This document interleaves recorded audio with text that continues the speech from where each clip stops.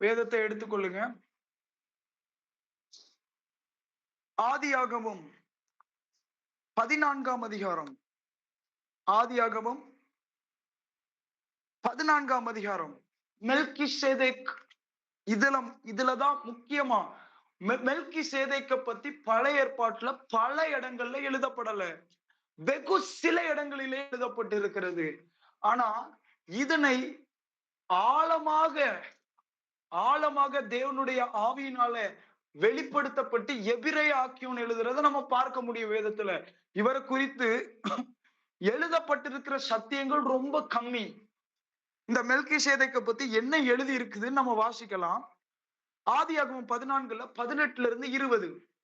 அஞ்சியும் உன்னதமான தேவனுடைய ஆசாரியனாயிருந்த சாலேமின் ராஜாவாகிய மெல்கிசேதேக்கு அப்பமும் திராட்சரசமும் கொண்டு வந்து அவனை ஆசீர்வதித்து, வானத்தையும் பூமியையும் உடையவராகிய உன்னதமான தேவனுடைய ஆசீர்வாதம் ஆபிரகாமுக்கு உண்டாவதாக, உன் சத்துருக்களை உன் கையில் ஒப்பு கொடுத்த உன்னதமான தேவனுக்கு ஸ்தோத்திரம் என்று சொன்னான். இவனுக்கு ஆபிரகாம் எல்லாவற்றிலும் தசம பாகம் கொடுத்தான்.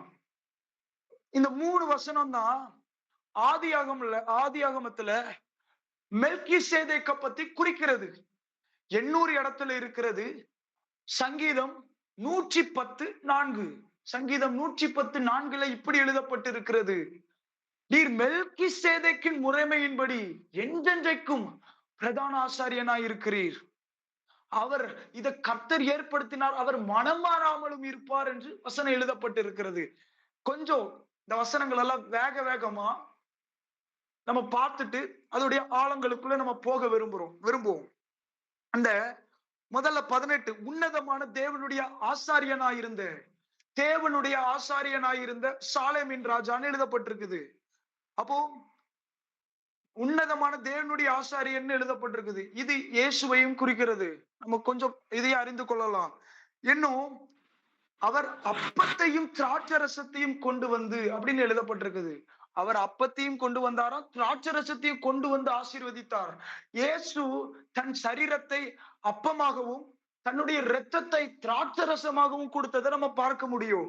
அவர் அப்படி வைத்துதான் ஆசீர்வதித்தார். அதனாலதான் சொன்னாரு, என்னுடைய சரீரத்தையும் என்னுடைய இரத்தத்தையும் புசிக்கிறவனுக்கு நித்திய ஜீவன் ஒன்றுன்னு சொன்னாரு.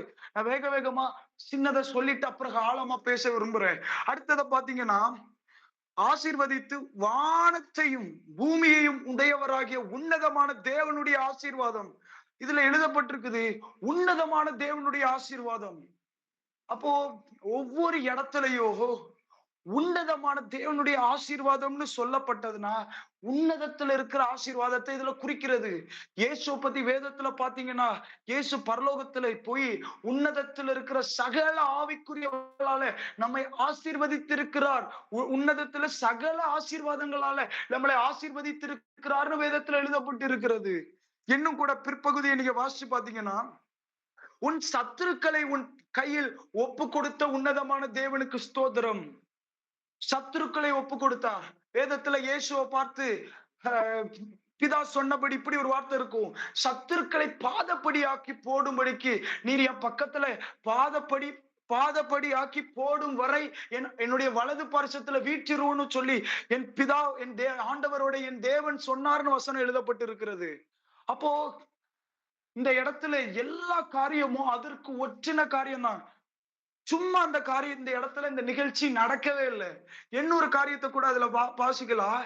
அவன் எல்லாவற்றிலும் தசம பாகம் கொடுத்தான்.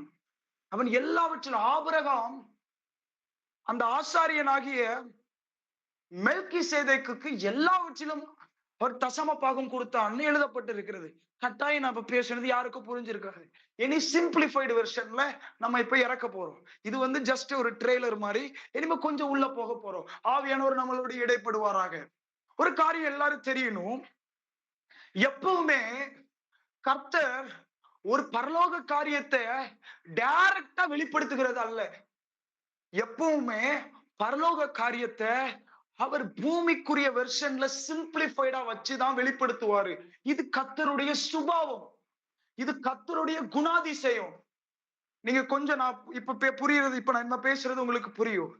இயேசு இயேசு நிக்கோதேமுட்ட பேசும் பொழுது அவர் ஒரு காரியத்தை சொல்லுவாரு. நான் பூமிக்குரியவைகளை சொல்லும் போதே உனக்கு புரியலன்னா பரலோகத்துக்கு அடுத்தவைகளை சொல்லும் போது உனக்கு எப்படி புரியும்னு கேட்கிறாரு.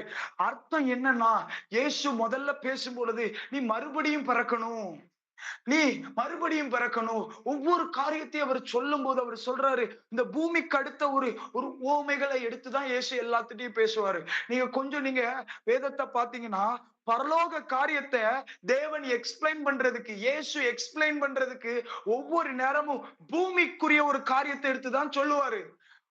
ஒரு நீங்க பாத்தீங்கன்னா, புளித்த மாவு அப்படின்னு சொல்லிதான் பரலோக ராஜ்யத்தை எக்ஸ்பிளைன் பண்ணுவாரு. ஒரு தகப்பனுக்கு 2 மகன்கள் இருந்தார்கள், இப்படி சொல்லிதான் பரலோக காரியத்தை எக்ஸ்பிளைன் பண்ணுவாரு. ஆண்டவர் எப்பவுமே முன்னாடி ஒரு மாடல இந்த பூமிக்குள்ள வச்சுட்டு தான் அதை இம்ப்ளிமெண்ட் பண்ணுவாரு. இது கர்த்தருடைய சுபாவம். கொஞ்சம் இமேஜின் பண்ணி பாருங்க. கர்த்தர் இத்தனை ஜாதிகள் இருக்கும் பொழுது எல்லா ஜாதிக்கும் நான் தேவன் என்று அவர் காட்டாதபடிக்கு அவர் ஆபிரகாமுடைய சந்ததியை தெரிந்து கொள்ளுகிறார். எதுக்கு ஆண்டவரே? உலகம் முழுசத்துக்கும் நீர் தான் ராஜா, நீர் தானே கர்த்தர். ஆனா ஆண்டவர்கிட்ட கேட்டா தெளிவா சொல்லுவாரு, நான் ஒரு தலைமுறையை தெரிந்து கொண்டு இவர்களை இந்த பூமியில மற்ற ஜனங்களுக்கு மாதிரியாக காண்பித்து, அதுதான் மற்ற ஜனங்களுக்கு மாதிரியாக காண்பித்து பின்னர் எல்லாரையும் என்னிடத்துல இழுத்துக் கொள்வேன். அப்பொழுது இவர்கள் பரிசுத்தத்தை பார்க்கட்டும். இது கர்த்தருடைய சுபாவம். இவர்களை நான் எப்படி நடத்தினோ அப்படிதான் இனி வருக போகிற ஜனங்களை நான் நடத்த போகிறேன். இது கர்த்தருடைய சுபாவம். ஒரு மாடலை காண்பிச்சு பூமியில ஏற்கனவே ஒரு மாடலை வச்சுட்டு அந்த மாடலை பார்த்து நீ அதுபடி வளரு. இயேசுவை குறித்து எழுதப்பட்டிருக்குது பாருங்க. இயேசு மனிதனா அடுத்த நாள்லயே சிலுவையில் அறையப்பட்டிருக்கலாம். இயேசு வந்தது பலியாக வந்தார்னா அடுத்த நாள்லயே அவர் அறையப்பட்டிருக்கலாம். பிறகு ஏன் 30 வருஷம் பூமியில் இருந்தார்? 33.5 வருஷம் பூமியில இருந்தார். ஏன் 3.5 வருஷம் ஊழியம் செய்தார்? அர்த்தம் என்ன தெரியுமா? இந்த 30 வருஷம் உலகத்துல நான் தாய் தகப்பனுக்கு எப்படி கீழ்ப்படிந்திருந்தேன், எப்படி எப்படி ஒவ்வொரு நான் தேவனாய் இருந்தாலும் மனுஷனை போல வந்திருக்கிறேன். அப்ப நான் ஒரு மாதிரியை இந்த உலகத்துல தொழில் செய்கிறவர்களுக்கு வைத்து போக வேண்டியது இருக்கிறது. அது மாத்திரமல்ல, அதை தாண்டி 3.5 வருஷம் நான் ஊழியம் செய்கிறேன். ஊழியர்களும் என்னை பார்க்கட்டும், நான் மாதிரியாக மாறுகிறேன். அடுத்தது நான் சிலுவையில் அறையப்படுகிறேன். அது அடுத்த பாட். அப்போ ஆண்டவர் எப்பவுமே சரி, அவர் ஒரு காரியத்தை செய்யறதுக்கு முன்னாடி ஜனங்களுக்கு சில மாடல்ஸ் வேணும்னு எதிர்பார்க்கிறவர்.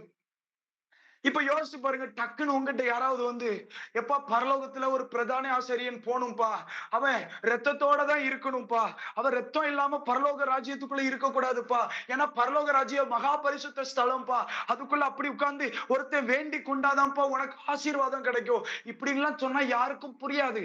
அதனால இனிமே உங்களுக்கும் புரியும் பாருங்க. கர்த்தர் என்ன பண்ணாருன்னா, பரலோக சாயலுக்கு ஒத்த காரியங்களை இந்த பூமியில உள்ள ஜனங்களுக்கு புரியணும்னு சொல்லிட்டு கர்த்தர் மோசேட்ட சொல்லுகிறார், நீ ஆசரிப்பு கூடாரத்தை ஏற்படுத்து அப்படின்னு சொல்றாரு. இந்த ஆசரிப்பு கூடாரத்தை 3 பாட்டா பிரிக்கிறாங்க. அது என்னன்னா, பிரகாரம், பரிசுத்த ஸ்தலம், மகா பரிசுத்த ஸ்தலம்னு பிரிக்கிறாங்க. இந்த பிரகாரத்துல பிரகாரத்துல யாரு போலான்னா, எல்லா எல்லா எல்லா எல்லா என்னன்னா யாருன்னா ஆசாரியர்கள் அல்லாதவர்கள் எல்லாரும் இந்த பிரகாரத்துலதான் இருப்பாங்க.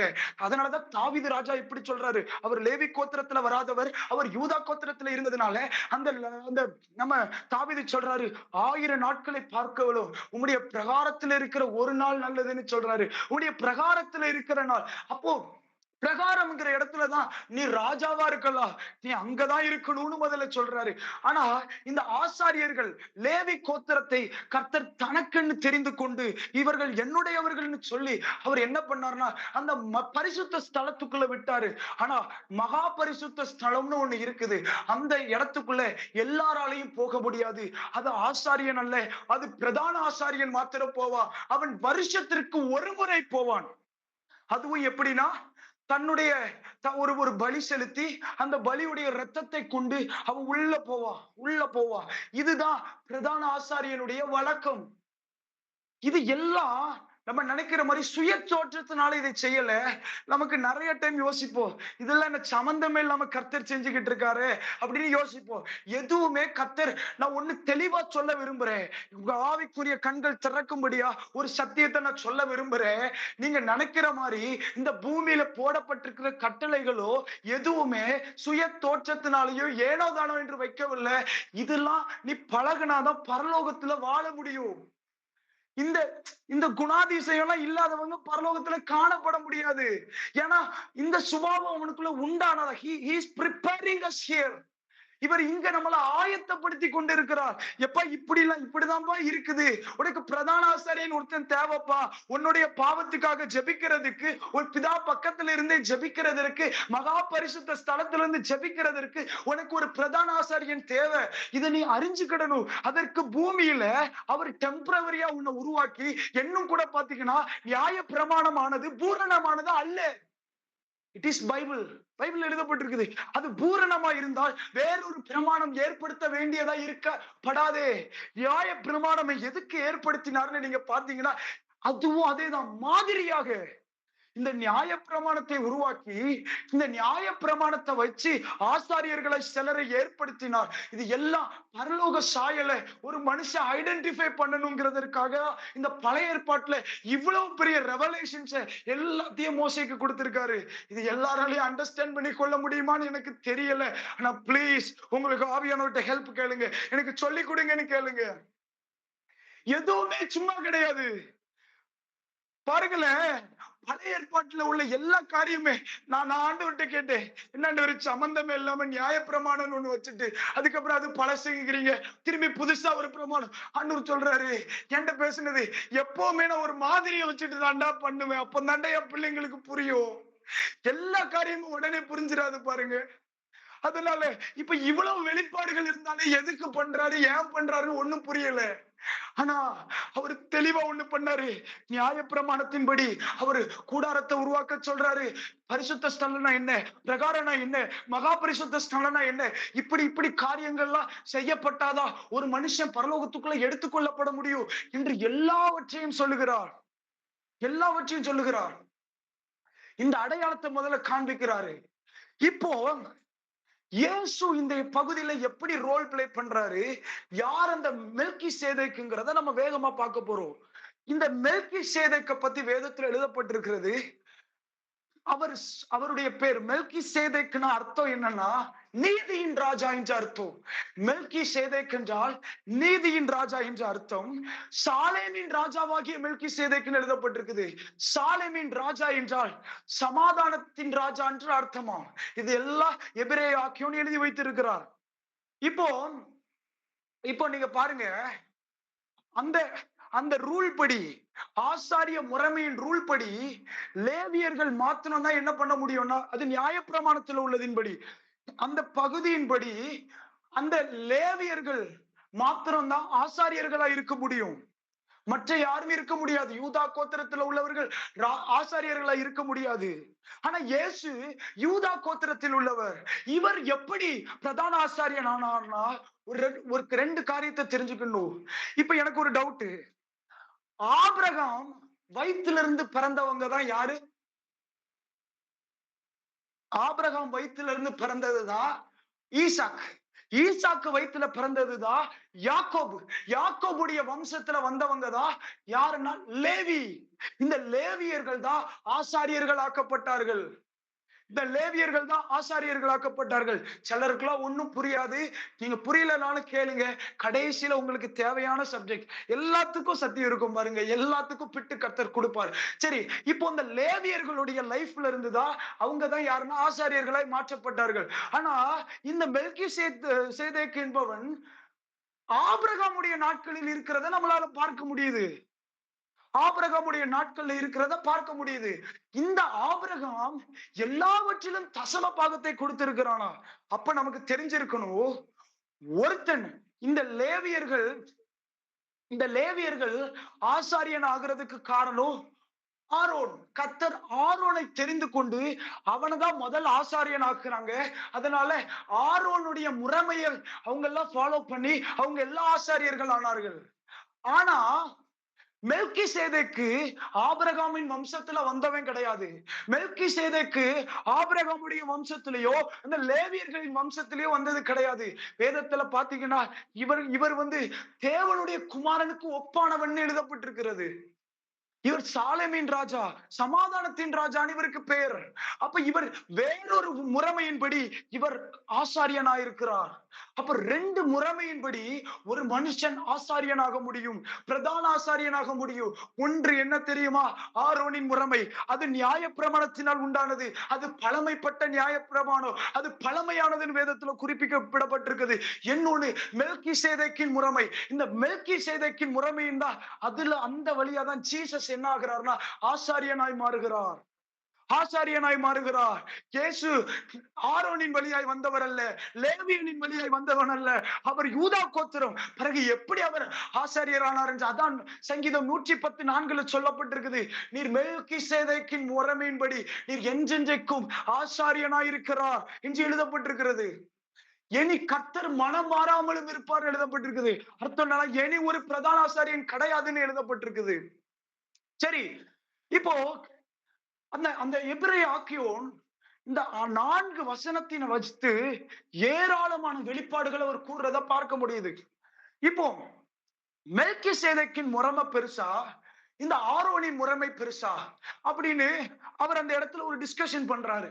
அவர் அதுல சொல்லும் போது இப்படி சொல்றாரு, ஆபிரகாம் யாருக்கு தசம பாகம் கொடுத்தான்? மெல்கிசேதேக்குக்கு தசம பாகம் கொடுத்தான்னு வசனத்துல எழுதப்பட்டிருக்கிறது.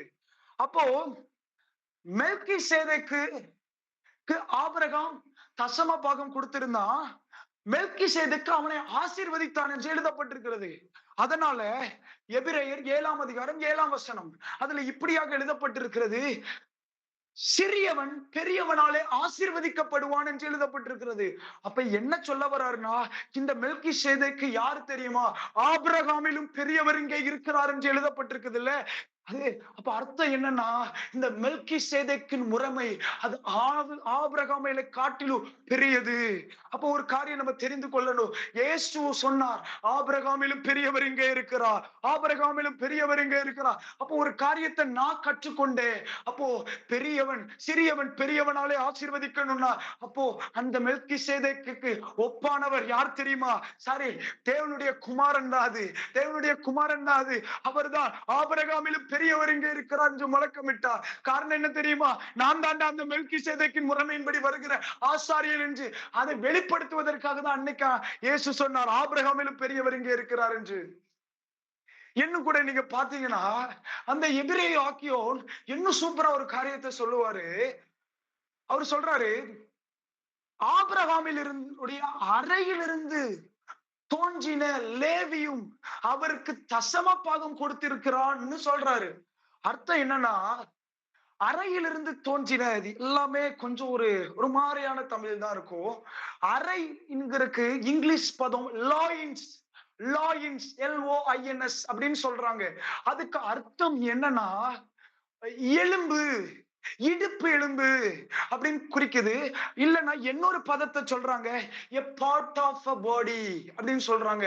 அப்போ இந்த இடத்துல எழுதப்பட்டிருக்கிறது ஆபிரகாமுடைய பகுதியில் ஒருவன் அப்படின்னு எழுத சொல்லலாம். அப்போ ஆபிரகாம் காணிக்க கொடுத்தான்னா, தசம பாகம் கொடுத்தான்னா அவன் வழியா லேவியும் கொடுத்த மாதிரி. இத வசனத்துல இருந்து உங்களுக்கு ப்ரூவ் பண்றேன்.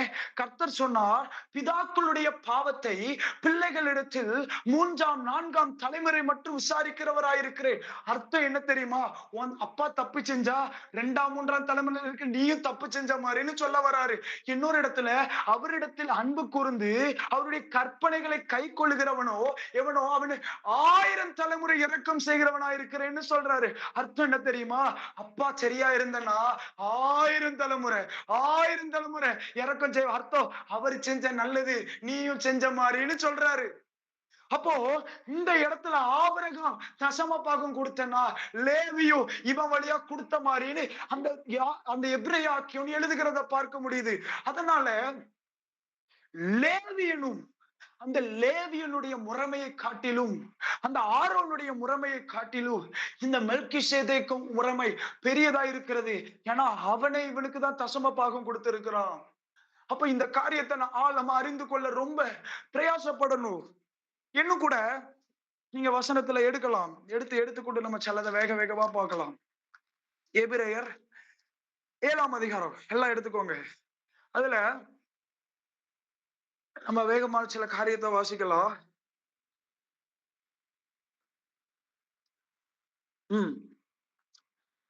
12ஆம் வசனத்தை வாசிக்கலாம். ஆசாரியத்துவம் மாற்றப்பட்டிருக்குமேயானால் நியாய பிரமாணமும் மாற்றப்பட வேண்டியதாகும். அப்போ அதுக்கு மேல உள்ள வசனத்தை வாசிக்கலாம். 10ஆம் வசனத்துல இருந்து வாசிக்கலாமே. தசம பாகம் வாங்குகிற அவனும் ஆபிரகாமின் மூலமாய் தசம பாகம் கொடுத்தான் என்று சொல்லலாம். இது லேவியனை குறித்து எழுதப்பட்டிருக்கிறது. லேவியர்களை குறித்து. தசம பாகம் வாங்குறது யாரு? லேவியர்கள் தான் வாங்குவாங்க, ஆசாரியர்கள் தான் வாங்குவாங்க. அவனும் கூட ஆபிரகாமின் மூலமாய் மெல்கிசேதேக்குக்கு தசம பாகம் கொடுத்தான்னு இந்த இடத்துல எழுதப்பட்டிருக்குது. அடுத்த 11ஆம் வசனத்தை வாசிச்சு பாத்தீங்கன்னா, அல்லாமலும் இஸ்ரவேல் ஜனங்கள் லேவி கோத்திர ஆசாரிய முறைமைக்குட்பட்டிருந்ததல்லவோ நியாய பிரமாணத்தை பெற்றார்கள். அந்த ஆசாரிய முறைமையினாலே பூரணப்படுதல் உண்டாயிருக்குமானால் ஆரோனுடைய முறைமையின்படி அழைக்கப்படாமல் மெல்கிசேதேக்கின் முறைமையின்படி அழைக்கப்பட்ட வேறொரு ஆசாரியர் எழும்ப வேண்டுவது என்ன? 12 ஆசாரியத்துவம் மாற்றப்பட்டிருக்குமே, ஆனால் நியாய பிரமாணமும் மாற்றப்பட வேண்டியதா இருக்குமே. அப்போ இதுல நமக்கு ஒரு காரியத்தை தெளிவா தெரிய முடிகிறது. நியாய பிரமாணம் முறை இப்ப கிடையாது. அதனாலதான் யாரும் விருத்த சேதனம் செய்கிறது கிடையாது. அதனாலதான் நிறைய முறைமைகளை நம்ம விட்டுருக்கிறோம். நிறைய சடங்காச்சாரங்கள் அதுல எழுதப்பட்டிருக்கும் பிற்பகுதியில. முன்னாடி நியாய பிரமாணத்தினால ஏற்படுத்தப்பட்டவைகள் எல்லாமே அது சரீர சடங்குகளை ஒட்டிதான் இருக்கும். ஆனா புதிய ஏற்பாட்டுல வந்தது எல்லாம் ஆன்மீக சடங்குகளா இருக்கும். எல்லாம் ஆத்துமாக்கள்ல உயிர்ப்பிக்கிற காரியம், ஆவியில ஒரு மாற்றம் உண்டாக்கப்பட வேண்டிய காரியமா இருக்கும். இதை நம்ம அறிய முடியுது. அதனாலதான் நம்முடைய கர்த்தர் யூதா கோத்திரத்துல இருந்தோம். அப்போ 2 வகையில நான் சொன்னேன்ல, மெல்கி 2 வகையில ஆசாரியர் ஆக முடியும்னு. இப்போ இயேசு இந்த மெல்கிசேதேக்கின் முறைமையின்படி அவர் என்ன ஆயிட்டாருன்னா ஆசாரியன் ஆயிட்டாரு. அவர் ஆசாரியர் ஆயிட்டாரு. இப்போ நமக்கு நிறைய கேள்விகள் கட்டாயம் நம்ம ஹார்ட்ல வரணும். நிறைய கேள்விகள் வரணும். ஆண்டவர் சொன்னபடி நமக்கு ஒரு கொஸ்டின் எல்லாம் வரணும் பாருங்க. இப்போ பரலோகத்துக்கு நான் பிரவேசிக்கணும்னா, நம்ம பரலோகத்துக்கு பிரவேசிக்கணும்னா நமக்காக வேண்டிக் கொள்ளுகிறவர் ஒருவர் தேவை. நீங்க வேதத்துல பாத்தீங்கன்னா ஆபிரகாமும் சரி, ஈசாக்கும் சரி, தாவீதும் சரி, எல்லா பரிசுத்தவான்களும் சரி, அவர்கள் பரலோகத்துக்குள்ள நுழைய முடியல. ஏன்? நியாய பிரமாணத்தை பின்பற்றினவர்கள் கூட பரலோகத்துக்குள்ள நுழைய முடியல. அவங்க சொல்றாங்க, என்னுடைய ஆத்மாவை வருத்தத்தோட பாதாளத்துல விட்டுறாதீங்கப்பா, வருத்தத்தோட விட்டுறாதீங்கப்பா. ஏன்னா அவர்கள் பரலோகத்துக்குள்ள போக முடியாது. ஏன்னா ஒருத்தர் பரலோகத்துக்குள்ள பிரவேசிக்காத பட்சத்துல இவங்க யாருமே போக முடியாது. அவருதான் பரலோகத்துடைய திறவுகோலை வைத்திருக்கிறவர். அவர் இங்கிருந்து போய் பரலோகத்தை அவர் திறக்கிறாரு. அப்புறம்தான் இவங்க போக முடியும். அதனாலதான் நியாய பிரமாணம் என்பது பூரணப்படுத்தாதது. இன்னும் கூட நான் கிளியரா உங்களுக்கு சொல்றேன், உங்களுக்கு புரியும். இயேசு மரித்து தன்னுடைய ஜீவனை விட்ட உடனே பரிசுத்த ஸ்தலத்திற்கும் மகா பரிசுத்த ஸ்தலத்துக்கு நடுவுல ஒரு திரை போடுவார்கள். அந்த திரைச்சிலை 2ஆக கிழிந்தது. கிழிஞ்சாதான் இங்க இருக்கிற பரிசுத்த ஸ்தலத்துக்குள்ள இருக்கிற லேவியர்கள் கூட மகா பரிசுத்த ஸ்தலத்துக்குள்ள போக முடியும். அதே மாதிரி பெரிய பரிசுத்தவான்களா இருந்து நியாய பிரமாணத்தின் மூலமாய் அவர்கள் பரலோகத்துக்குள்ள பிரவேசிக்க முடியுமானா முடியலைன்னு தெரிஞ்சிருச்சு. ஒருவர் புதிதாக வருகிறார். அவர்தான் மெல்கிசேதேக்கின் முறைமையின்படி அவர் பிரதான ஆசாரியனாய் இருந்து அவர் திரையை கிழிக்கிறாரு. பரலோகத்துக்குள்ள பிரவேசிக்க முடியாதபடி அது மகா பரிசுத்த ஸ்தலமாகிய அந்த பரலோகத்துக்குள்ள பிரவேசிக்க முடியாமல் இருக்கிற எல்லா தடைகளையும் அவர் அந்த திரைச்சீலையை கிழித்து போடுகிறார். இப்போ பரிசுத்தவான்கள் உள்ள என்டர் ஆகிறதுக்கு ஏதுவா இருக்கிறது. அதனாலதான் வசனம் சொல்லுது, இந்த நியாய பிரமாணத்தின்படியோ, அதனாலதான் ஆண்டவர் சொல்ற பின்பகுதியில் எழுதப்பட்டிருக்குதுல்ல, அதனாலதான் இந்த விலங்குகளுடைய ரத்தம், மிருகங்களுடைய பலிகளோ, அது அது அது அது வந்து பாவத்தை சுத்திகரிக்க முடியல, சிறை அதை கிழிக்க முடியல, தேவனை தரிசிக்க விடல. ஆனா இது கிழிக்கப்பட்டது. எனக்கு இன்னொரு காரியத்தை கூட, எனக்கு ஒரு டவுட் வந்தது. ஆண்டவர் வேதத்துல என்ன எழுதப்பட்டிருக்குது பாருங்களேன். நான் உங்களுக்கு புரியணும்னு சொல்லி 4-5 கொஸ்டின்ஸ் கேட்டு உங்களுக்கு புரிய வைக்கிறேன். இது கொஞ்சம் டிஃபிகல்ட்டான சப்ஜெக்ட் தான். எனக்கு எப்படி பேசணும்னு கூட நிறைய தெரியல. உங்களுக்கு ஒரு காரியத்தை சொல்றேன். பிரதான ஆசாரியன் மாத்திரம்தான் மகா பரிசுத்த ஸ்தலத்துக்குள்ள போக முடியும்.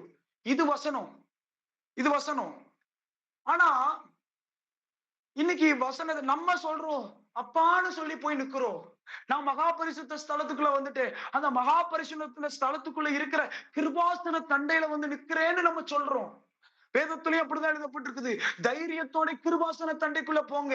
ஏற்ற காலத்திற்கு இரக்கத்தையும் சகாயத்தையும் பெறுறதுக்கு தைரியமா கிருபாசன தண்டைக்குள்ள போங்க.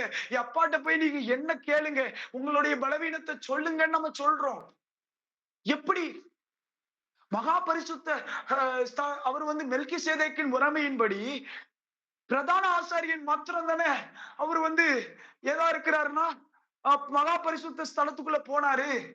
இன்னைக்கு நாங்க எப்படி ஆண்டவரே மகா பரிசுத்த ஸ்தலத்துக்குள்ள போக முடியும்? வேதத்துல ஒரு இடத்துலயும் நம்மை குறித்து பிரதான ஆசாரியன் என்று எழுதப்படவில்லை. ஒரு இடத்துலயும் நம்ம பிரதான ஆசாரியன் எழுதப்படல. இயேசு மாத்திரமே ஒரே ஒரு பிரதான ஆசாரியர் எழுதப்பட்டிருக்கிறது. லேவியர்கள் லேவியர்கள் மரித்து மரித்து போனதுனால ஒரு நிலையான பிரதான ஆசாரியன் இருக்க மாட்டா. வருஷங்களுக்கு மாறலாம்.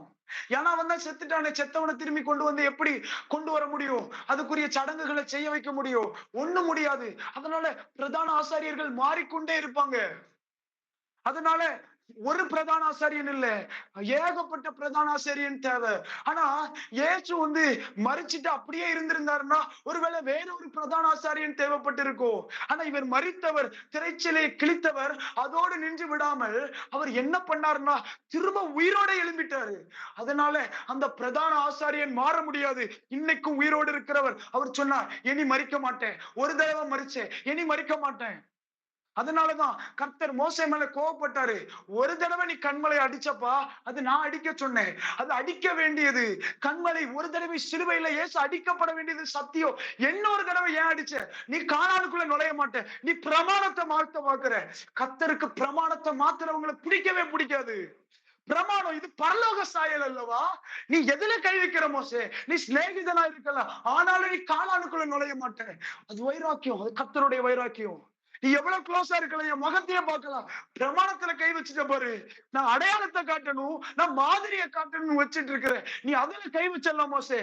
நீ எனக்கு கீழ்ப்படியாம அதுல அப்படி பண்ணிட்டல்ல, நீ போக மாட்ட கானானுக்குள்ள. அதனாலதான் கர்த்தர் ஒரு சாயலை காட்டணும்னு நினைச்சாரு.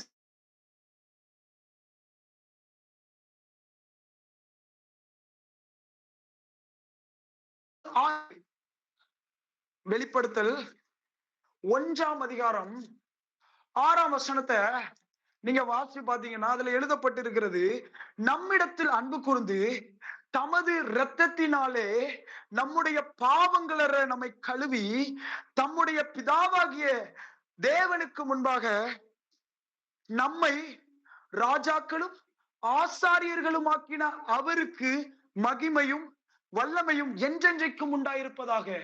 அப்ப இந்த இடத்துல ஆசாரியனாக்கினார்னு எழுதப்பட்டிருக்குது. ஆசாரியனுக்கு கொடுக்கப்பட்ட லிமிட் என்ன தெரியுமா? பரிசுத்த ஸ்தலம். ஆனா இன்னைக்கு எல்லாரும் சொல்றோம், நான் மகா பரிசுத்த ஸ்தலத்துல இருக்கிறேன், நான் கிருபாசன தண்டையில இருக்கிறேன். எப்படிங்க போறோம்? நம்ம எப்படி போறோம் தெரியுமா? ஒரு காரியத்தை இயேசு சிலுவையில பண்ணாரு தெரியும்ல, அதை நான் திரும்பியும் சொல்றேன். அவர் தன்னுடைய ஆவியை சத்தமிட்டு கொடுத்த உடனே திரைச்சிலை 2ஆக கிழிந்தது. நீங்களும் நானும் அவருடைய இரத்தத்தின் நிமித்தம் பரிசுத்த ஸ்தலத்துக்குள்ள போய் நிக்கிறோம். இயேசுடைய மரணத்தின் நிமித்தம் திரைச்சிலை 2ஆ கிழிஞ்சதுனால இப்ப பரிசுத்த ஸ்தலமும் மகா பரிசுத்த ஸ்தலமும் ஒன்னா ஒன்னா இருக்குது, ஒன்னா இருக்குது. அதனால கர்த்தர் சொல்றாரு, இப்போ நீ தைரியமா, நான் அந்த திரையை கிழிச்சிட்டேன், நீ மகா பரிசுத்த ஸ்தலத்துக்குள்ள பிரவேசிக்க முடியும். நீ ஆசாரியனா தான் இருக்கிற, பிரதான ஆசாரியன் இயேசு கிறிஸ்து தான். ஆனாலும் நீ என்கிட்ட தைரியமா வர முடியும், என திரையை கிழிச்சதுன்னா. அதனால இன்னைக்கு சிலரோடு தீர்க்க தரிசனமா கர்த்தர் சொல்றாரு, நீ உன் குறைகளா வச்சிருக்க, என்கிட்ட வர முடியலன்னு யோசிக்காத, தரையை கிழிச்சிட்டேன், தரையை கிழிச்சிட்டேன், தைரியமா இறக்கத்தை பெறவா. கர்த்தர் சொல்றாரு, தைரியமா வா, நீ கிருபாசன தண்டைக்குள்ள வர்றதுக்கு தைரியமா வா, உனக்கு கிருபையை தர ரெடியா இருக்கிறாரு பிதா. பிதா ரெடியா இருக்கிறாரு. இந்த சத்தியம் விளங்குதா? விளங்குதா? நான் ஆசாரியன் தான், நான் மகா பரிசுத்த ஸ்தலத்துக்குள்ள போக முடியாது. அது தெரிஞ்சுட்டு அவர் என்ன பண்ணாரு தெரியுமா? இந்த திரைச்சில தானே பிரச்சனையா இருக்கு, இந்த திரைச்சில தானே கிழிச்சிருவோம், அவ்வளவுதானே, என் மரணத்தின் நிமித்தம் அதை கிழிச்சிருவோம். அவர் மரணம் பட்ட உடனே, ஆவிய விட்ட உடனே திரைச்சில கிழியுது, மேல் துவங்கி கீழ் வரைக்கும் ரெண்டாக கிழியுது. இதுவரைக்கும் தடையா இருந்த திருச்சியில இப்ப கேட்டன போல இருக்குது. இப்படி தள்ளிட்டு நம்ம உள்ள பிரவேசிச்சிடலாம். அவ்வளவுதான், அவ்வளவுதான், அவ்வளவுதான். நிறைய பேரு அந்த அந்த கிழிக்கப்பட்ட கேட்டனை பார்த்துட்டு, ஐயோ இன்னும் அந்த பாவம் இருக்கு இருக்கு, ஐயோ குறைவுள்ளவன்னு தள்ளிடுவாருன்னு நினைக்கிறோம். ஆனா அவர் சொல்றாரு, உனக்காக உள்ள ஒரு வழி இருக்கு பாரு, தள்ளிட்டு போ, உன்னை உள்ள பிரவேசிக்கணும் தான். குறைவுள்ள நீ கிருபாசன தண்டைக்குள்ள போய் அவருக்கிட்ட இருந்து கிருபைய பெற்றுக்கொள்ளும்படி, இரக்கத்தை பெற்றுக்கொள்ளும்படி தான் அந்த திரைச்சிலையை நான் கிழிச்சு வச்சிருக்கேன், உள்ள பிரவேசின்னு கர்த்தர் சொல்றாரு. எத்தனை பேருக்கு இயேசு செய்த தியாகம் புரியுதா? இயேசு பிரதானாசிரியர் யாருன்னு இன்னும் நமக்கு தெளிவா தெரியல பாருங்க. இன்னொரு காரியம் கூட நான் சொல்றேன். நான் நினைச்சேன் இயேசு மரிச்சு உயிரோட எந்திரிச்சாரு, அவர் இந்த பூமியில ஒரு பகுதியில பிறந்த பிறகு, உயிரோட எழுந்த பிறகு எதுக்கு பரலோகம் போகணும்? அவர் பூமியிலே இருந்திருக்கலாமே, என் பூமியில இருந்திருக்கலாமே. இயேசு தன்னுடைய சீசர்கள்ட்ட சொல்றாரு, நான் போவது நலமா இருக்குங்கிறாரு. நான் போறது உங்களுக்கு நலமா இருக்கும், நான் போனாதான் தேற்றரவாளன் வருவார் அப்படிங்கிறாரு. இப்ப நானா கேட்டிருப்பேன், எங்களுக்கு தேற்றரவாளன் எல்லாம் வேண்டாம், நீங்க தான் வேணும். எங்க இவ்வளவு நாள் இயேசுவோட பழகியாச்சுங்க. இவர் சொல்றாரு, நான் வேற ஒரு தேற்றரவாளன் அனுப்புவேன், இன்னொருத்தரை அனுப்புவேன். நானா சொல்லியிருப்பேன், எனக்கு வேற ஒருத்தர் எல்லாம் வேண்டாம், நீங்க தான் வேணும்னு. அப்போ ஆனா ஆண்டவர் அதுக்கு பின்பகுதியில அதை பெருசா விளக்கல. நிறைய காரியம் இருக்குது, இப்ப சொன்னா நீங்க தாங்க மாட்டீங்கன்னு நிறைய காரியத்தை கர்த்தர் ஸ்டாப் பண்ணிட்டு போயிடுறாரு. ஏன்னா அந்த மெல்கிசேதேக்கு முறைமைய சீசர்கள்ட்ட பேசி இருந்தோம்னா, அவர் சிலுவையில் அடிக்கப்பட போறது சொன்னாலே அவன் கேட்பான், நான் வலது பரிசத்துல உட்காரலாமா, இல்லை நான் தான் இடத்துல உட்காருவேன்னு யாக்கோபு யோவான சண்டைக்கு வந்துருவாங்க. எல்லா சீசர்களும் முறுமுறுக்க ஆரம்பிச்சிருவாங்க. இப்படிப்பட்ட சூழ்நிலை, அவனுக்கு என்ன சொன்னாலும் புரியாது. இவன்கிட்ட போய் இந்த மெல்கிசேதேக்கு முறைமைய சொல்லணுமா? கர்த்தர் சொல்லல. அப்போ கர்த்தர் ஏன் மரித்த பிறகு மேல போனார் தெரியுமா? பிரதான ஆசாரியனுடைய வேலை என்ன தெரியுமா? அவன் மகா பரிசுத்த ஸ்தலத்துக்குள்ள போயிட்டு பிதாவுக்கு பக்கத்துல இருந்துட்டு, பிதாவுடைய அந்த மகா பரிசுத்த ஸ்தலத்துல ரத்தத்தோட போய் நின்று அவன் ஜனங்களுக்காகவும் தன்னுடைய பாவத்துக்காகவும் அவன் வேண்டுதல் செய்கிறதா அவனுடைய வேலை. இயேசு அதே மாதிரிதான், அவர் மகா பரிசுத்த ஸ்தலமாகிய பிதாவுடைய வலது பரிசத்துல வீற்றிருக்கிறாரு. வீற்றிருந்து தன்னுடைய பாவத்திற்காக அல்ல, அவர் ஜனங்களுடைய பாவத்துக்காக. என வேதத்தில் எழுதப்பட்டிருக்குது, அவர் குற்றமற்றவர், அவர் ஒரு பாவமும் செய்யப்படல, அவர் பழுதற்ற ஆட்டுக்குட்டி என்று எழுதப்பட்டிருக்குது. எந்த பாவமும் அறியாத அவர் பரலோகத்துல பிதாவின் வலது பார்சத்துல இரத்தத்தோடு நின்று கொண்டிருக்கிறார். அந்நிய இரத்தத்தோடு அல்ல, மிருக ஜீவன்களின் இரத்தத்தோடு அல்ல. ஏன்னா அந்த இரத்தம் பரிசுத்தமாக்க மாட்டாதுன்னு அறிந்த அவர், இந்த திரைச்சிலையை கிழிக்க முடியாதுன்னு அறிந்த அவர், தன்னுடைய மாம்சமாகிய இந்த திரையை கிழிச்சு, அவர் அவ்வளவு பெரிய திரைச்சிலையும் கிழித்து அவர் பரலோகத்துக்கு வந்து இப்போ வலது பாரிசத்துல உட்கார்ந்து அவர் ரத்தத்தோடு நின்று கொண்டிருக்கிறார். ஒவ்வொருத்தருக்காக பரிந்து பேசி கொண்டிருக்கிறார். என்னோட ஆண்டவர் பேசினது என்ன தெரியுமா? நான் நினைச்ச வேலையை முடிச்சுட்டு மேல போய் உட்கார்ந்து இருக்கீங்க, நீ சந்தோஷமா வேலையை முடிச்சுட்டு போய் உட்கார்ந்து இருக்கீங்கன்னு நினைச்சேன். ஆண்டவர் என்னோட சொன்னாரு, நான் மரித்தது உனக்காக, உயிரோடு எழுந்ததும் உனக்காக, பிதாவின் வலது பாரிசத்தில் வீற்றிருக்கிறதும் உனக்காக தான். என்ன ஆண்டவரே சொல்றீங்க? உன் வலது பாரிசத்துல நான் உன் பக்கத்துல வந்து இருக்கலாம்டா. இயேசுவாகிய அந்த திருத்துவத்தின் இரண்டாவது நபர் நம்ம பக்கத்திலேயே 24 மணி நேரமும் இருக்கலாம். ஆனா அவர் சொல்றாரு, நான் இங்க இருக்கிறத காட்டிலும் நான் போறதுதான் நல்லோம். ஏன் தெரியுமா? நான் பிதாவுடைய வலது பாரிசத்துல உட்கார்ந்து உனக்கு விரோதமாய் சத்துரு குற்றம் சாட்டும் பொழுது நான் உனக்காக பரிந்து பேசிக்கொண்டு இல்ல, இன்னொரு வருஷம் இருக்கட்டும், இன்னும் கிருபை கொடுங்க, அவன் எழும்பிடுவான். அவன் பாவத்துக்காக ஒருவன் பாவம் செய்வானால் அவனுக்காக அவர் பரிந்து பேசுகிறவனாய் இருக்கிறார். அவர் நமக்காக வேண்டிக்கிட்டே இருக்கிறாரு. வேதத்துல இருக்கு, அவர் என்றென்றைக்கும், அவர் வருஷத்துக்கு ஒருக்கா போவா, ஆனா இவரோ என்றென்றைக்கும் பிரதான ஆசாரியனா இருக்கிறார். ஆகையினால பிதாவின் வலது பார்சத்துல இருந்துட்டு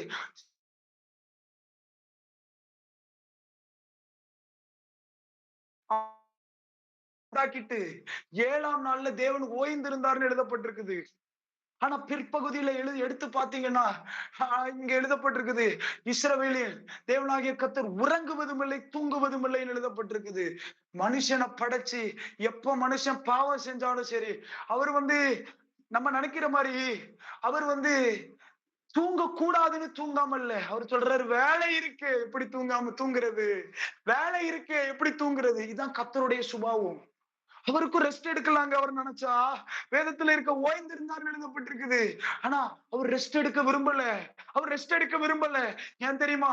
நான் ரெஸ்ட் எடுத்து கொஞ்ச நேரம் ரெஸ்ட் எடுக்கிறதுக்குள்ள என் பிள்ளை ஏதாவது விழுந்துட்டான்னா என் பிள்ளைக்காக நான் ஜெபிப்பேன். வலது பாரசத்துல உட்கார்ந்து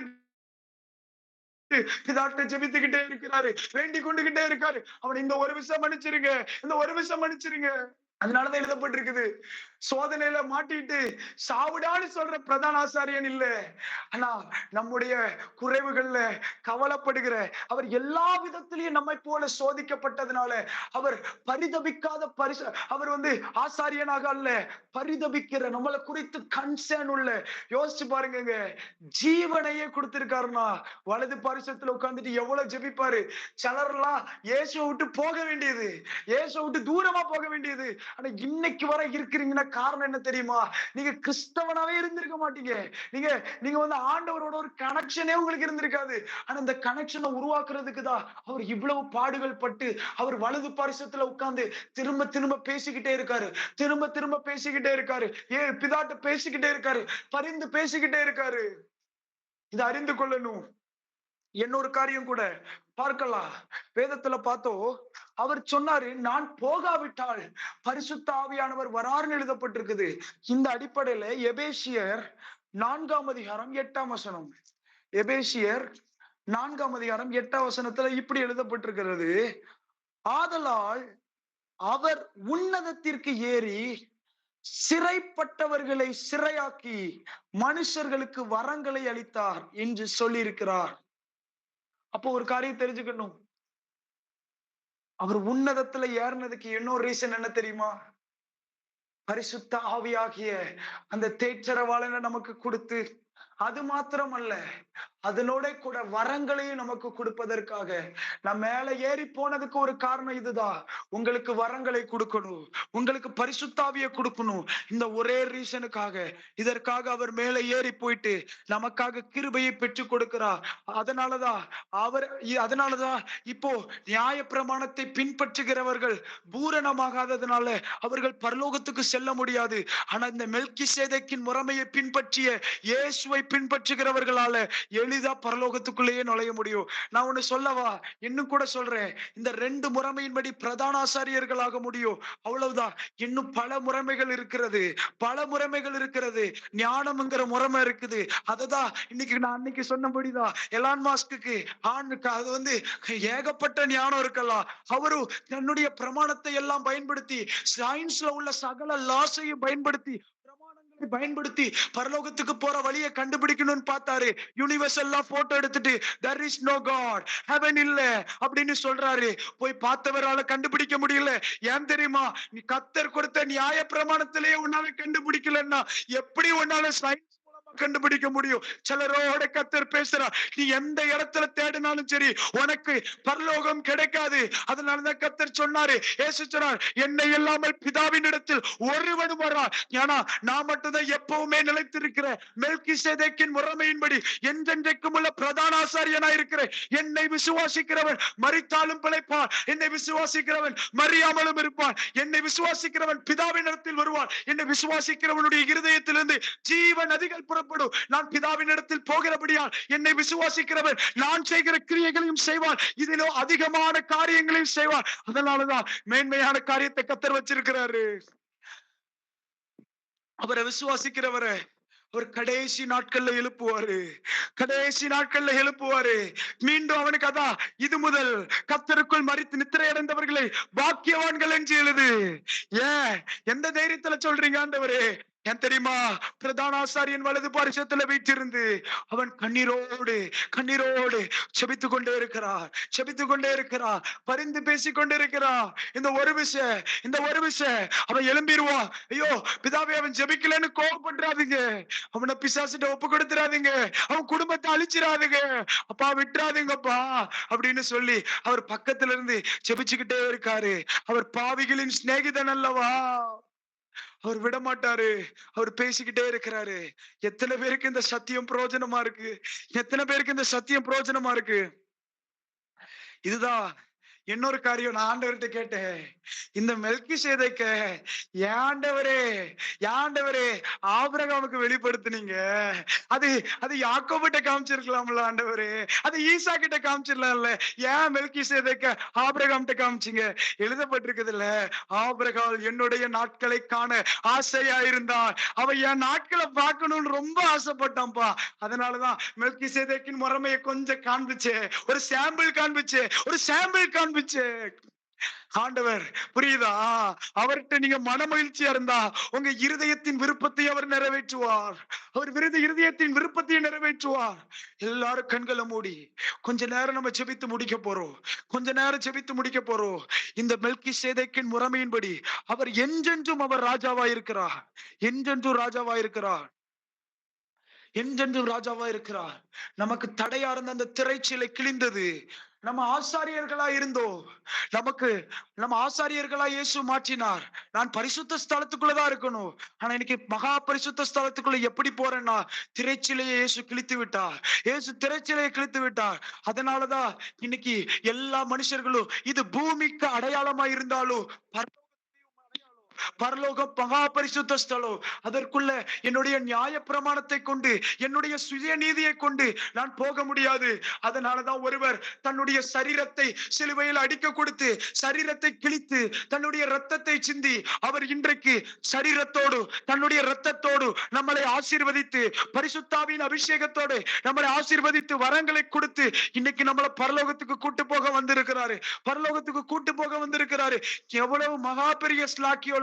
அவர் தன்னுடைய சரீரம், தன்னுடைய ரத்தத்தை கொண்டு வந்து, எப்படி எனக்கு மெல்கிசேதேக்கு அப்பமும் திராட்சரசம் கொண்டு வந்தானோ, அதே போல இவர் ரத்தத்தோடு, அவர் சரீரத்தோடு வந்து நம்மை ஆசீர்வதித்து, உன்னதத்தின் ஆசீர்வாதத்தால் ஆசீர்வதித்து, அவர் நமக்கு விரோதமாய் எழும்புகிற எல்லா சத்துருக்களையும் பாதப்படியாக்கி, அவர் நமக்காக எவ்வளவு சத்துருக்கள் இருக்கிறாங்கல்ல, பிசாசு நமக்கு விரோதமாய் எழும்பி நிற்கிறார், இவனை வெட்கப்படுத்தணுங்கிறதற்காக அவர் சகல அதிகாரத்தையும் நமக்கு கொடுத்து, வரங்களை கொடுத்து, அவர் பிதாவின் வலது பரிசத்தில் வீற்றிருக்கிறார். இப்ப சொல்றாரு, நீ பிசாசை துரத்து, அது போதா இல்லையா பாருங்கிறாரு. இப்ப சொல்றாரு, என்ன விசுவாசிக்கிறவன் நான் செய்யறதையும் செய்வா, இதுக்கு மேலானதையும் செய்ய போறாரு.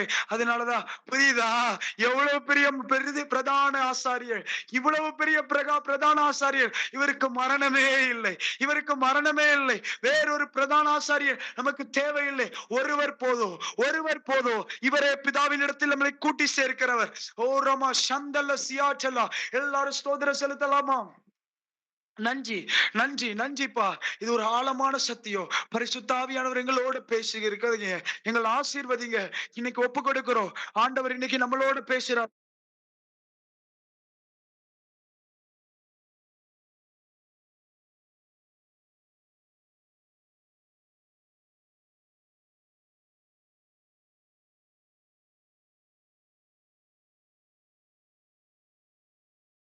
நீ ஒருவனும் பிதாவின் இடத்துல நம்ம இயேசுவின் மூலமா தான் போக முடியும். ஏன்னா நான் பிரதான ஆசாரியனை யார வச்சிருக்கிறோம், அவரை கொண்டுதான் நான் பிதாட்ட போக முடியும். அவரை கொண்டுதான் நான் பிதாட்ட போக முடியும். இன்னைக்கு இன்னைக்கு இயேசுவின் மூலம் நம்ம பிதாவை பார்த்து ஜெபிக்க போறோம்.